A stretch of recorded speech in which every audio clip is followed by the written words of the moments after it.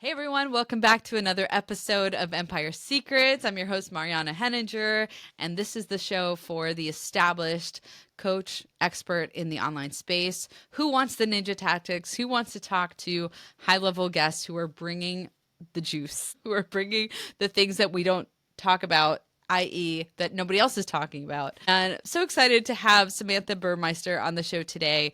She is a copywriter who specializes in sales copy, which is totally my jam. I am so excited about this conversation. I love talking about ninja conversion copywriting, especially when it comes to your sales page. And I was checking out your website, Sam, before, you hopped on, and I loved how you completely use your own stuff on your page. Like I was reading your website, your homepage, which we'll link to in the show notes, obviously. And I was like, I'm reading this. I'm like, yes, I'm like direct response marketing, right? I'm just like, yes, I like this. Yes. Yeah. And her tagline, you guys, is every business she writes for gets copy that sounds like them, but converts better. She's moving her head around in case you're not watching this on YouTube. And I love that. That's your tagline, yes? Like that's the thing you Yes. carry Yep. around with you everywhere you go. Where did that come from, 100%. Sam? Such a brilliant one. It came from my brain. I don't remember. It was a few years ago, and I just started saying it all the time because it's not just copy that sounds like you, and it's not just copy that converts. It has to sound like you and convert better than you would if you didn't Yeah. have me in your corner. So I'm all about just helping people and educating people on how to write copy that sounds like them but converts better. And so it's Yeah. just the most like repeatable line. It's the tagline for everything. I love it. I love, that's reminding me of I went to a couple BNI meetings and Mhm. have you been to those where it's like I you've was a got guest 15 once and I was seconds? like, Was it that? wasn't for me, but yeah, I was a Wasn't guest for for me. one and that was it. Right. I went to one, did not join, might join someday, but wasn't, a heck yes right now. Yep. But it did teach me the importance of having a really great tagline. You would have nailed those introductions where it's like, you've got 20 seconds, go. Right. Everybody talks about the elevator speech and it's like, I don't need to know your whole life story. I just need to know the transformation. What do you do for me here? I love it. So, Sam, I love that you specialize again in sales page copy or sales copy in general. We're going to talk today about the sales page. I love a good specialist, by the way. So, thank you. I love talking to people who are just like, no, I could do all of those things. I'm sure you could, but I'm your go to person for this thing. And so, let's get right to it. I want to talk about I usually talk about the good stuff first, but I'm going to talk about the mistakes first. So, Yeah. I'm sure you're looking at sales page copy all the time as you're navigating, as you're maybe even considering buying some things, as you're looking at your client stuff. Like what are the like the 2 or 3 things that you see mistakes most often that people make? Specifically for copy is throwing in way too much right away. So when we talk about above the fold, which I'm sure everyone listening knows that the above the fold is that first scroll on the website, and that counts for both mobile and desktop. And mobile, you have a lot less real estate. Everybody wants to put everything up there. These are the 3 things that you're going to see as a transformation. This is why you should join. So much so that oftentimes then that bumps down the call to action button. And really, simpler is better. Above the fold, we need to hook people in so that they keep reading to understand all of the things that are included.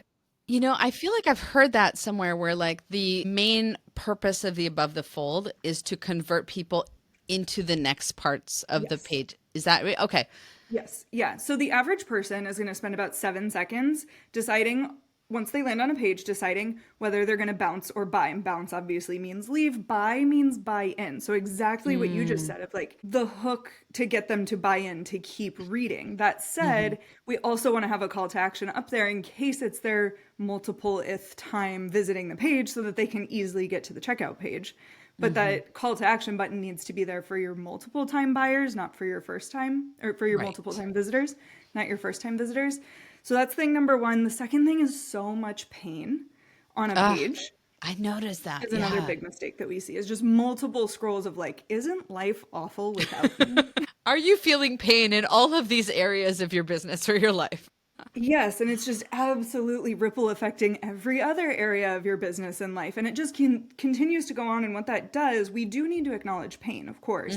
But what that does is once you get like halfway down a page and all you've done is talk about people's problems, is you've unconsciously aligned yourself with people's pain and not their potential, which a Mm. sales page we want to align with their potential because you want to spearhead that potential into something bigger and better.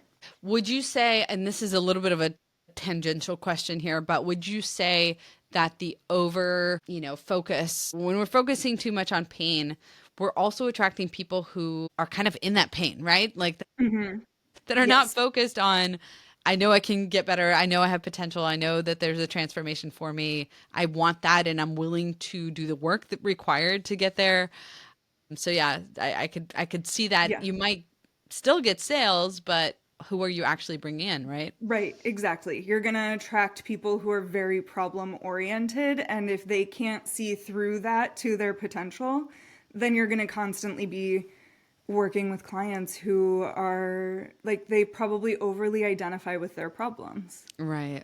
I love Marisa Corcoran, and I think she came up with this, so I want to credit her. And if she didn't, I'm sure she credits whoever it was. But she talks about the Eeyores and the Tiggers. Have you heard Yes. this? Mm-hmm, Yeah. So mm-hmm. like, yeah, I feel like, attracting the Eeyores who are just like you said, problem oriented. Nobody wants that. So let's take a couple steps back. So we talked about the kind of two big mistakes. Tell me about your love of sales pages. Tell me, kind of give me the overview of how they should work. What's your particular vision for them that's sort of different than what everybody else kind of preaches and or is very particular to how you see the sales page sort of operating?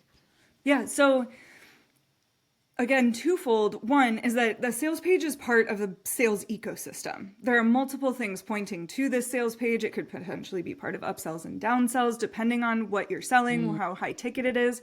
But I think what makes me unique with sales pages is that I believe that you only need as much on a sales page as what your client needs to be able to make an educated purchasing decision.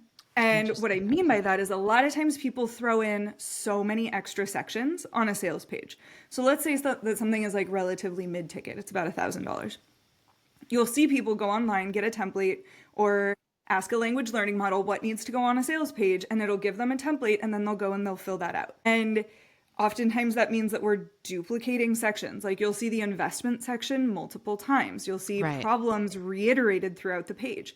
And really, we need to know what our clients, our future clients need to know to make a purchasing decision. Take that information and then create your own template. Create your own sales page based on that. And I think that templates are so helpful with getting rid of blank page syndrome and giving you a baseline for what needs to go on a page. But what makes me different and like what I love about sales pages is like sometimes they don't need to know all the little tiny things that go into an offer to make it valuable. Sometimes your audience does need to know all the tiny little things because that's the archetype you're selling to. But I think when you understand your audience really freaking well, writing a sales page is going to be that much easier. I'm curious though, because I think the debate over shorter or longer, I see it come up time and time again. And obviously, there are people in both camps, and there are people that love the long sales pages. They buy that way. And to your point, like everyone is different. But also to that point, I'm curious if there is a downside to having too much on a sales page, right? Like if I want to be the type that is thorough and maybe I'm not paying attention exactly to what my audience wants and this is part of the part two of my question, which is I think within my audience, I would personally say that people buy in multiple ways, but so I want to hear your Mm-hmm. take on that. But Yeah. anyway, so is there a downside to having a sales page that's more robust? Again, as long as we're making the purchasing easy as you go down.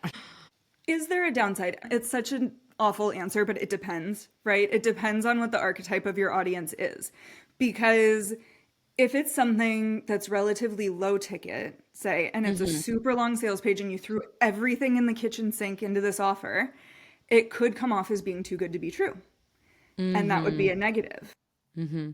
If you're people, let's say that you're a coach for like a specific, like people who are neurodivergent or something like that, like a specific Sure. psychographic of buyer, and Hmm. they're almost averse to details, or they get lost in the details, and then It's they get hung overwhelming up there. on one sentence that wasn't even that important to the offer. Mm-hmm. That could be a Mm-hmm. detriment to overwriting on a sales page. I often compare it to my mortgage. My mortgage was a six-figure investment, and it was, when I scrolled through that thing in PDF form, it was 111 pages long. Yep.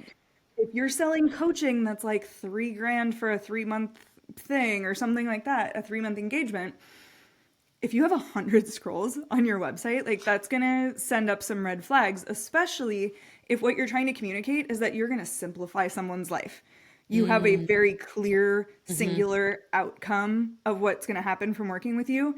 You could miscommunicate that by making an overly complicated, overly robust, overly detail-oriented Right. sales page. So to Mm. answer your question, it depends. Yeah, There's a lot of I ways think that could that's go. yeah, I think that's such an interesting point, Sam. It actually reminded me of when I was touring a house. It was a place that we were like, huh, I wonder if we would ever move here one day. And I decided to tour a house, and I actually really liked the house, but I was, you're kind of like, why is this house on the market for so long, kind of thing. Hmm. And I decided to do something that I was like, oh my gosh, this is something that realtors should never answer this question that I just asked this person, which was, what have other people said about this house? Which was let me rephrase that. What have other people said was the reason they didn't buy this house? And the realtor was super honest and, transparent with me. And they said, not that I'm saying not to be that way, right? But Hmm. what they told me was like, oh, they thought the rooms were too small. The moment the realtor said that, I looked at the rooms. I was like, they're right. The rooms are too small. Yeah, yeah. Could you walk around a queen size bed in this room? No. It wasn't that small, but it wasn't like New York or San Francisco small, but still it made me, I couldn't unsee that.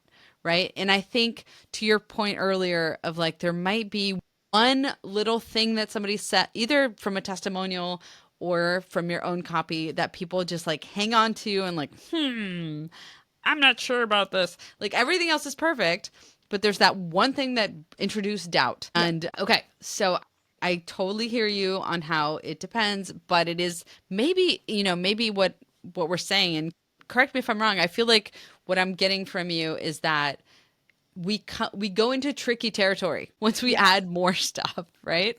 Like Yes. Yeah. there could be landmines. So how do we know how our people buy? Like how do I answer that question in this Yeah. right? It's asking them.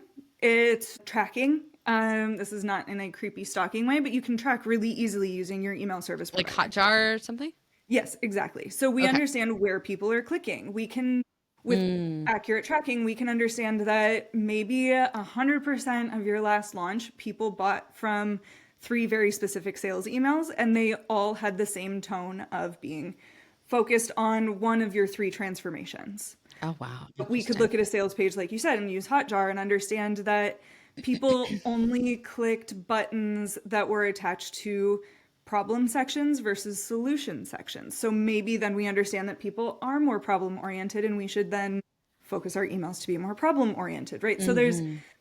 how do we You're understand just just by looking at the data tracking then. them? Yeah, tracking them, asking them. A lot of Wait, times what we, would we be asking them, Sam? I'm so curious because yeah. up until this point, you're talking about tracking data. Yeah, tracking data. So looking at your past clients. Every time somebody buys something from me, they get a one question survey saying like, what, basically, why did you want this? Mm-hmm. And that helps you understand what their motivation was. Was it Mm-hmm. running away from a problem? Was it running toward a solution? We can then use that client language on a future sales page as well. We can use that to attract more people who are like Yeah. our best clients.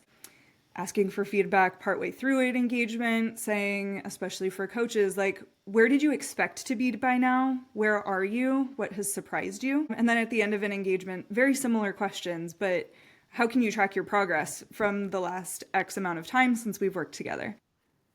Mm. So, yeah, just straight up asking them. And that is something that's so easy to build into a client experience and can elevate a client experience as well. Oh my gosh, this is so interesting. And I think what you just described is, when you hear something and you're like, that makes so much sense, and I can't believe I haven't thought of this. So Mm-hmm. I had not come across this idea, and again, it's so basic. So I'm like, why did I never think to do this? But the idea of not just, using something like Hotjar, but more specifically, you were saying like which of this call to action buttons on the sales page are people using to actually click through to the checkout page? That's Yeah. mind blowing. That's so simple and yet so amazing. I had not heard this before. Right. Because what if you found out that people never clicked on buttons on the bottom half of your page?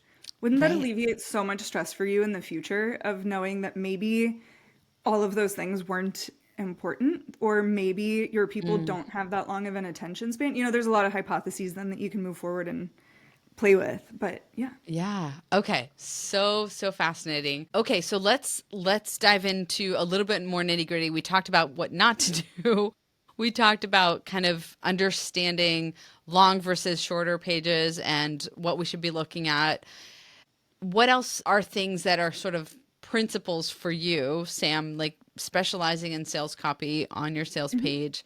What are some things that you're like a hard, diehard believer of? Yeah, so you mentioned something a few minutes ago that I really want to come back to, that I was like, this is something I preach all the time, is running the risk of reminding people of a problem that they didn't know that they had. So I like to think of a sales page as the beginning of a roller coaster, where your above the fold is that part where you get like launched forward. And then you dip down and you start to see the potential. You're in it, you're interested, you have momentum. You dip down. This is where we're talking about the problems. And then the rest of that sales page is just that tick tick tick tick tick part up to the top of, you let them ride that high for as long as possible, because we want people to be purchasing from a place of hope, from a place of transformation, Yeah. right? So something that I see a lot of people do, and I think part of it is attributed to the robots, because the robots will write this way all the time, is it's not this, it's that. It's Oh not gosh. X, it's Y.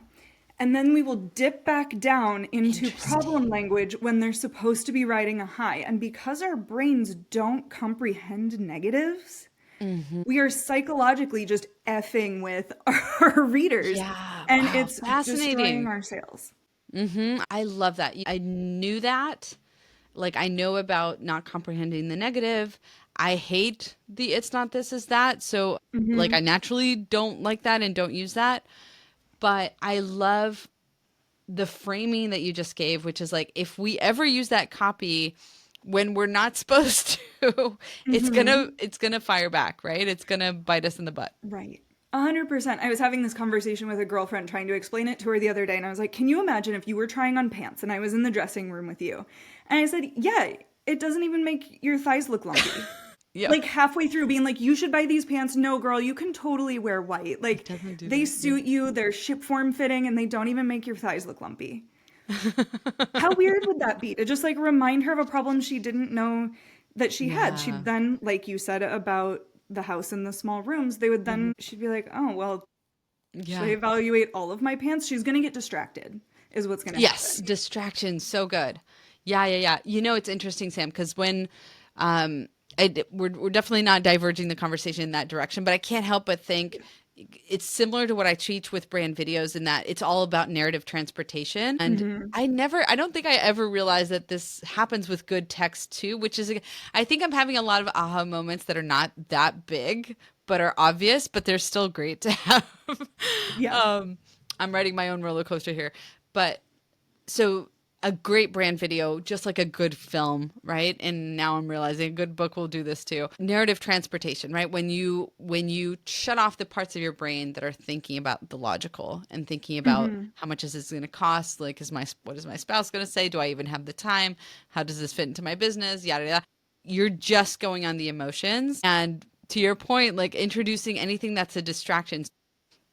When we're writing our brand video script, there's no room for negativity on on the second half of this video. And I don't think I've come across the it's not this, it's that on a sales page, but I can see how that would be a mortal sin. I'm glad you brought that up, because to your point, that's so prevalent right now. Hopefully the next iterations of the LLMs will get rid of that. But Okay, what else should we be thinking about? I'd love for you to talk about the headline because we were talking about how the headline job is to sell us into scrolling, right? Into reading the rest of the page. So I'm curious because I've seen so many different types of headlines when I'm looking at a sales page, and I don't feel like maybe I haven't studied sales pages enough, but I don't feel like I know exactly what works best. So what is your take on that, Sam? When you say headlines, are we talking just the above the fold or throughout the Above fold. page? Yep. Above the fold. So my model that I default to is why, what, and how. Mm, Why should people join or buy from you? What is it that they're getting? And how do they get it is going to be that call to action. Call to action can look like a lot of things. It could be like the schedule a CTA call. button would be the how? Yes. Yep. Oh, interesting. Yeah. Okay. Then you use that next section of real estate to dig into, okay, but my people are going to want to know this first. Then that's what you put in the second section. So that So would be like the subhead or no? the section after the above the fold. So Okay. above the fold is just why, what, and how, Okay. why they should want it. Typically, I love to use becoming language or start language there as Mm. far as, become a bookkeeping baddie. 6 months of bookkeeping training for, millennial entrepreneurs, right? So it's the why they should want it is because they're going to become something, what it is, 6 months of training and to become a bookkeeper. See if you're a good fit. Button says schedule your intro call now. Apply now, like join now. Those are all going to Right, be right. classic calls to action. So the why, what, and how. And then I kind of flip the script here too is some people do want an FAQ. Some programs just don't warrant having an FAQ at the bottom. But this is then where I think, what are the frequently asked questions? When you put that in front of someone, the why, what, and how, what are the first things that they want to know? That becomes your second section above the fold. Oh, okay. Your section that follows the above the fold. That follows the above the fold. Okay. And are you so you're saying like potentially an FAQ would be up there? No, I'm answering the questions Oh, got that it. Got it. people Got would it. Okay, ask that makes sense. rather than putting an FAQ there. And Yeah, this so is if somebody wants to before we say go like, into the pain. yep, before you go into the pain. So this is kind of almost, it tends to be like a what's included, but speaks a lot to the transformation. So if it was, you'll get modules, one-on-one coaching, and a certification, then those are the things that you would put there and put a little bit more detail on why you would want Oh. them. That's so interesting, Sam. I did not expect you to say that because I feel like we are taught so often that, don't focus on the features, focus on the benefits, transformation, all of that. And what you're saying is your vision is that this is an important thing to have up there. If it's important to your audience, then yes. Like I said, if you're doing a Mm. certification or have like very specific outcomes, you could put the transformation, the three things that are going to be the outcomes of getting that bookkeeping certification. You could say something like, people love this certification or this course because they have new streams of income. So rather than saying that they're doing the modules, you could say like, new stream of Mm. income for your family because, and Hmm. list additional benefits there as well. But I would do it before you get to the problems because what I don't want to see, this is like a copy and design kind of thing, is that I don't want to see your why you should join and then the next largest thing on the page is going to be the next heading in that second section talking about your problems. So I don't want those two things to be read at the same time because that would be confusing for the buyer. Okay. I feel like I'm going to put you on the spot. Is there a sales page that you think does this really well that we could pull up really quick? Putting you on I spot. know. I'm like, I'm trying to think of ones that I've written recently, and I'm having that like, have I ever written a sales page in my life? Can I find one for you and we put it in the show notes? Yes, of course. Okay. So we'll have an example in the show notes. Yeah, And okay, you're joking about like, have I ever written a sales page? of course. Yeah. Okay. I'm like, wait, did I misunderstand this? Because I know No, you it's do like, it with people too. So I wasn't sure. yes. Yeah. Okay. Yeah. No, I do about 24 done for you projects per year. I've Okay. definitely I'm like, written it before. It's I'm kind so of like naive, when Sam. somebody's So like, just know that about what me. are your three favorite foods? And you're like, I can't think of a I've single never food eaten I've in my ever life. eaten. So I don't Yeah. know. I'm having that moment. That's funny. I'm super naive. I've always been this way. Like people tell me stuff and I'm like, really? Yeah. It's like, You no, take things literally. Yeah. I do. I do. My husband all the time, he's like, I'm joking. And I'm like, how was I supposed to know? Like, don't you know me by now? All right. So I think we should just pivot a little bit and talk about to 2025, 2026, what's happening right now. It's such a big topic for conversation. Interestingly, I'm trying to remember how I addressed this. So we're recording this just after Black Friday. And that was one of my emails where like everyone is talking about this. Actually, it was one of my I did a bit of a pre-launch before Black Friday. Mm-hmm. And one of the emails, it's funny. Oh, listen to this. Isn't this hilarious? I had somebody who I know has been following me for a long time now, since I started my business, has never bought anything from me, but I know she would be perfect for what I do. And she just like nibbles on the edges and she like follows me from a distance. Anyway, so she responded to this email like 2 weeks later. So Mm-hmm. this is how from a distance she follows me, where like she's reading my emails like 2 weeks later. I'd never gotten a response from her, but she's like, I love this email. The way that I start the email was I describe that everyone's been talking about how crazy 2025 has been, but I found this like perfect GIF, which is this woman who she's like it's happening in a construction site, but she's like inside the office and there's like a window next to her, and outside the office you see these two men and they're kind of like fighting each other with like a fire extinguisher, so there's like smoke everywhere Mm-hmm. and they're like struggling, and she has her like ear or her sound canceling like worker headphones. Mm-hmm. I forgot what those are called. And so, and she's typing away furiously on the computer. So that's what you see. You see her typing away furiously and she's not even like listening to what's happening. But through the window, it's chaotic, right? And I was just like, this is the perfect example of how I feel, where like I know that the chaos is happening, but I'm just like, I'm focused. I'm doing my thing. Mm-hmm. That was a very long preamble to what's happening, but I know it's happening, and I know that a lot of folks are talking about this, where sales are slower, people are taking longer to trust, people are taking more touch points, Mm-hmm. more people are burned, a lot of skepticism. Obviously, it's kind of chaotic in the world in general.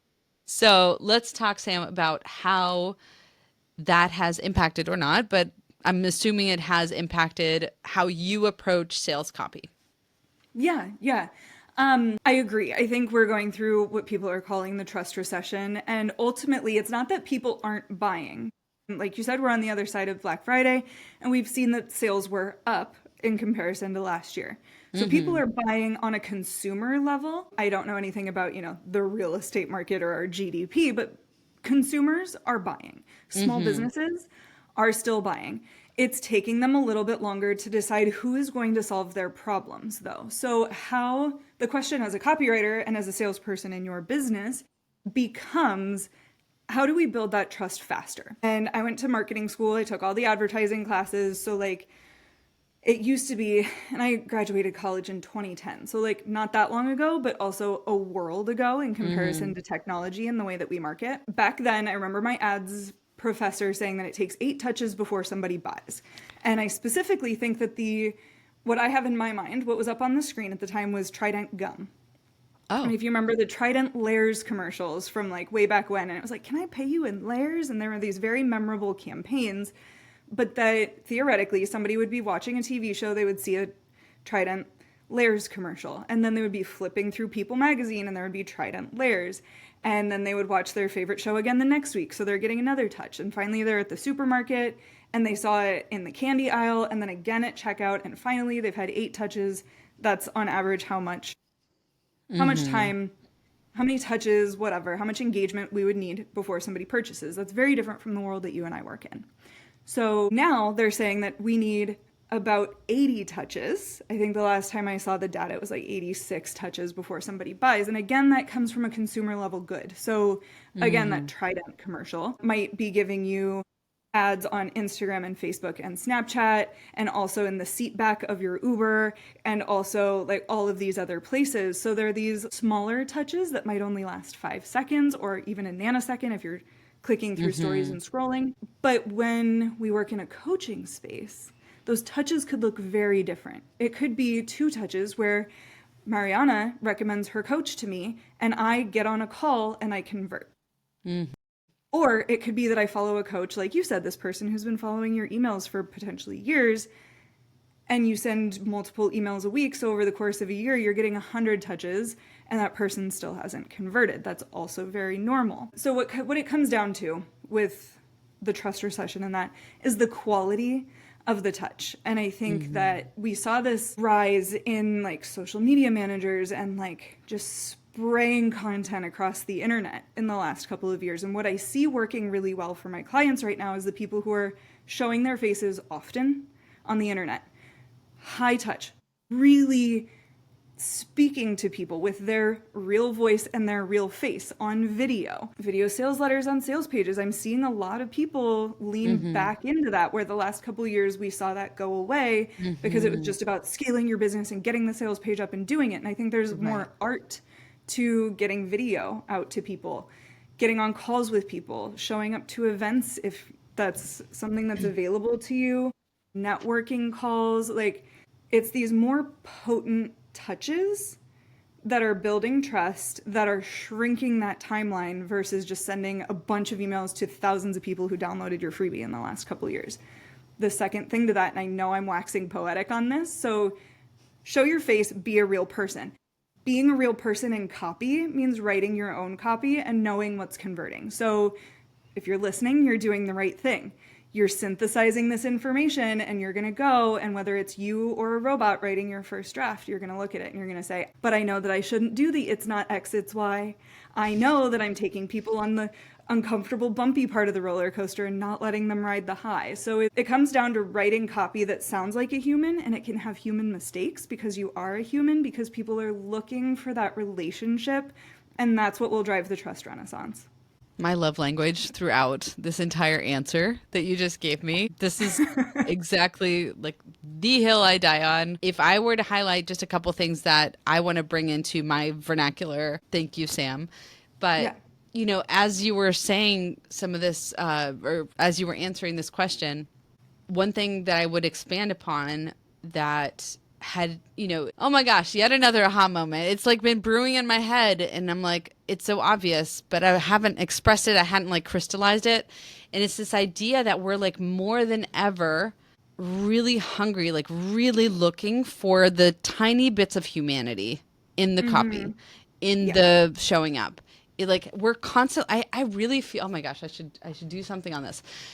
We are, I really feel like the question that is coming to the forefront of our minds every time we consume something right now is this real? Is this real? Is this AI? Is this real?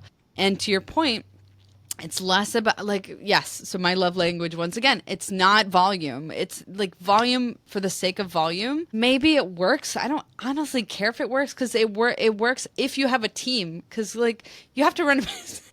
If you want to actually run a business and you didn't, you know, start your own business to become a full-time content creator, regardless of how much money you're making.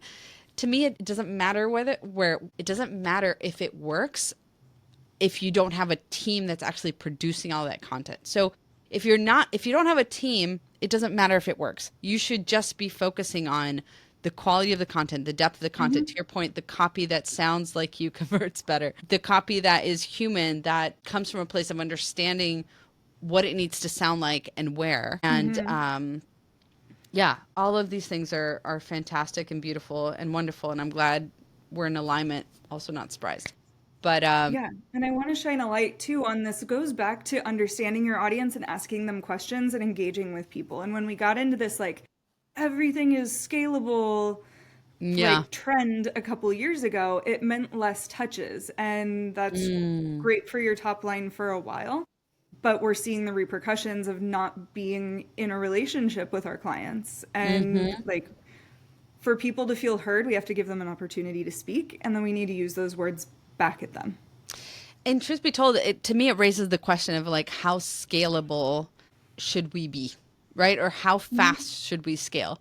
And interestingly, you and I were talking before we started recording about this group that I'm in, that shall not be named right now, but there's so many people in that group that are AI this, AI that. Like every single company that I look up from a person in this group is like, we are the AI solution, blah, blah, blah. And a lot of it because it's folks that are in marketing and sales, a lot of it is using AI to make sales faster, using AI to scale your sales team, to automate your phone calls, to and so I went to an in-person event here in New York, and so I was the only I felt like an alien in the room again because it's oh my gosh, these people they are in a different world. They like literally speak a different language. But I was like, you know what, this is interesting. I'm a journalist. I love being in uncomfortable places and just learning. And there's always an opportunity to learn and grow. And the interesting thing was that I spoke up, which I usually do, but within the small groups, I was like, guys, listen, this sounds great. Like, oh man, so somebody shared that so and so had been able to send, I think like 700 emails a day, blah blah blah, and then however many people booked, and then he, obviously the numbers are tiny in comparison to like the volume that was sent out, but all bots. And I'm like, first off, that sounds awful.